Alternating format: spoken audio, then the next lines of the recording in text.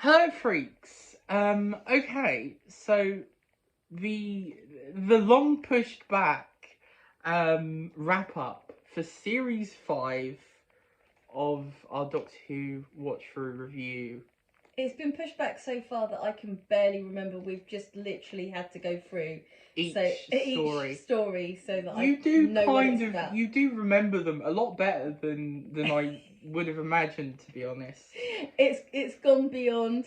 Oh yeah, Sarah Jane wears a yellow coat in this It one. has actually. In fact, I will say now, with Tomb of the Cybermen, you remembered the name Kaftan. So I'm impressed. So am I. To be fair, you've watched this one a couple of times, I think, haven't you? 1.5 times. Yeah. Because I came in when you were watching it before. I don't remember hearing Kaftan's name before, but you know, it stuck in my mind. Kaftan was awesome. I mean, you know, yeah. even So awesome. so this is going to be a little bit of a interesting wrap up, but you know I remember fairly well. So let's talk about it then. So series 5 we've now completely watched what exists, although Abominable Snowman is coming out soon. I think next month or the month after. I can't remember now. That reconstruction, which will be the final animated reconstruction until hopefully they get funding from somewhere else. But sad days that. It is. I like the animations. And especially because series 5 is so close to completion as well. It's kind of sad. But yeah, in terms of what we have here, then we obviously started off with Tomb of the Cybermen, the big fan favourites.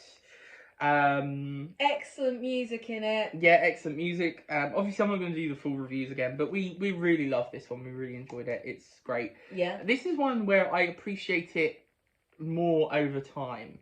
The first time I watched this, I wasn't that into it. It was fine.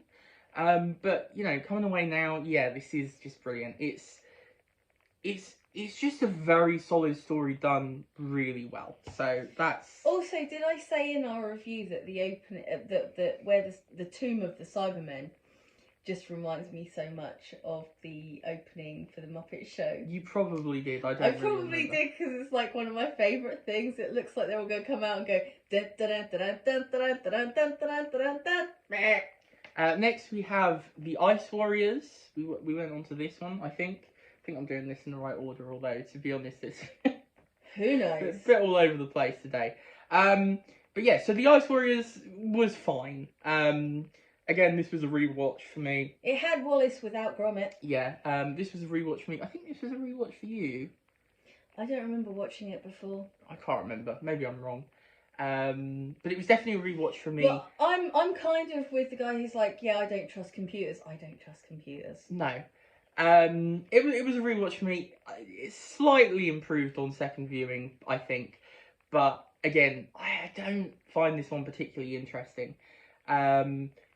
It's another one where it's a bit long-winded and sort of not as interesting as you'd kind of hope with the introduction of a new villain, to be honest. And also, I love, oh god, I think it's Seeds of Death, isn't it? Not Seeds of Doom is the Fourth Doctor one. So annoying that they call them basically the same bloody thing. I love that story, and this just so pales in comparison. I cannot wait to rewatch that one because it's so much fun. You have watched that one before. I have watched that one before, and it is brilliant. Love yeah, it. So yeah, Ice Warriors was that. So we weren't over enamoured, but it was okay. It was good fun still. I mean, it's Doctor Who. You got Patrick Troughton being amazing as ever. Yeah. Then Enemy of the World, which is just one of the best stories. Brilliant. It's so much fun. It's Doctor Who meets James Bond. You've got Troughton playing two characters. One with a really weird accent. Yeah, exactly. Well, hello, Bruce. I can't do it. It's no. Very strange. But yeah, you've got that. It's just wonderful. It's really fun, and we love this one. So yeah. and that was a rewatch for me as well, and for you. Yes, Um, yeah, I've watched that. And then the twice. two I hadn't watched from this series came right at the end. So of course that is the Web of Fear. Yetis on the Underground. The other big fan favourite, basically. And it's really funny because obviously this was found at the same time as the Enemy of the World, and announced released during the 50th. I remember the big build up and excitement around these two. Wow, It was that's interesting. so cool because you were really, I really wasn't paying that much attention around that time. Well, it was in the magazines and everything. A lot of the hype around the 50th was the fact that these two stories were coming out Yeah, that were previously, Lost. not there, lost. Yeah, so it Lost was in really the world. exciting. It was really exciting. But obviously, it was interesting because this was the big one everyone excited for, and then Enemy of the World came out of nowhere. Previously sort of being one of those, it's not that good, but when it was found, it's become a fan favourite, so it's kind of cool. I can't believe they lost it. They must have spent so much budget on like the hovercraft, the helicopter, Yeah. all those little gadgety things. So yeah, the Web of Fear then, this is the big one, with the Yeti, the Underground. This was fun, this was good. It wasn't, like, I didn't love it as much as a lot of people do, but it was a lot of fun. It's just a really good base under sea to some creepy moments. I mean, it's always fun because you've And got also the these guys, fluffy they remind Yeti. me of they remind me of the New Great Depression.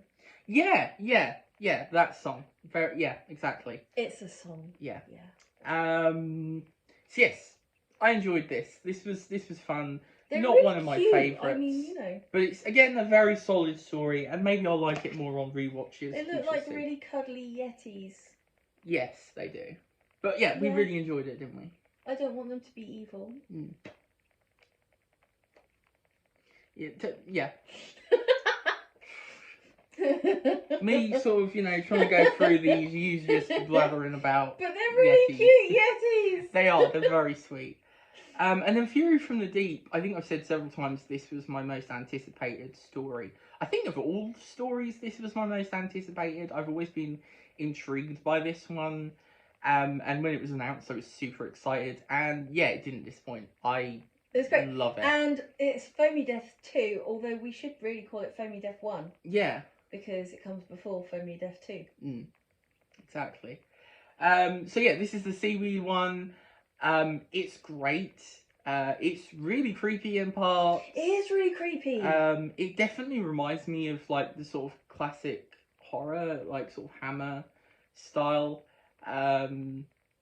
which was really fun. And it has a really, really good departure as well for Victoria, who's not one of my favourite companions, but genuinely really well done, which Classic Who didn't do a lot of the time. A lot of the time they were just, bye! Yeah, off you pop then. I mean, you had, oh god, I can't remember her name now.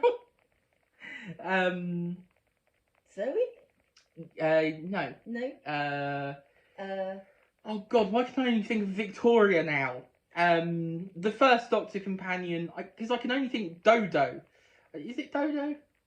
It might be Dodo, actually. You know the one in the War Machines who just, the Doctor's like, she gets put out to pasture. Yeah, basically. She's literally just put out to pasture. Never seen again. Doesn't even get like a sort of last bit of dialogue or anything, which is sad. So yeah, anyway, Fury from the Deep was fantastic. I loved it. Top tier story, really, really good. Seaweed's never been so threatening. Yeah, and yeah, again, another classic base under siege. You've got all the classic tropes here, but done really well and not in an annoying way, which sometimes Doctor Who can do. I think, for me, Ice Warriors has that annoying one where it's like, yeah, just didn't really work. But there.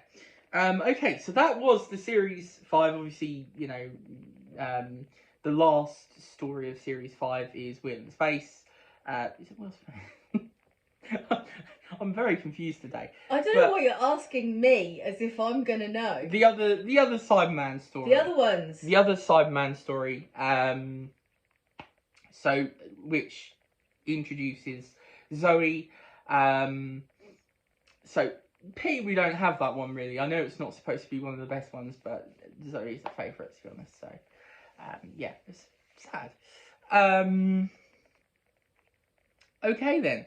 I think it's time to rank, which is what we do. We rank them. We do. I try and rank them based on what I Let's- can remember. Let's start with you because you remember the least, so this is just going to be very interesting. This is just going to be, yeah, okay, so I'm going to put, oh.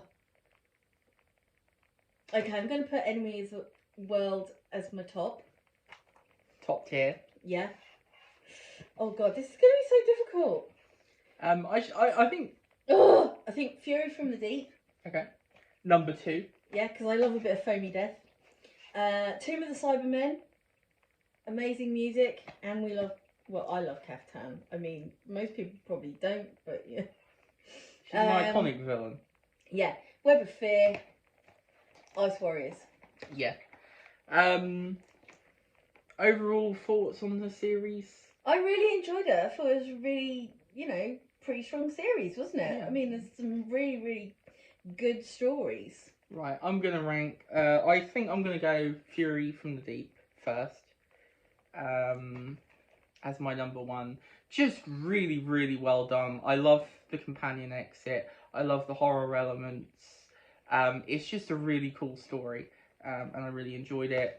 Also love seeing people go mad. So that's fun. Yes. Then...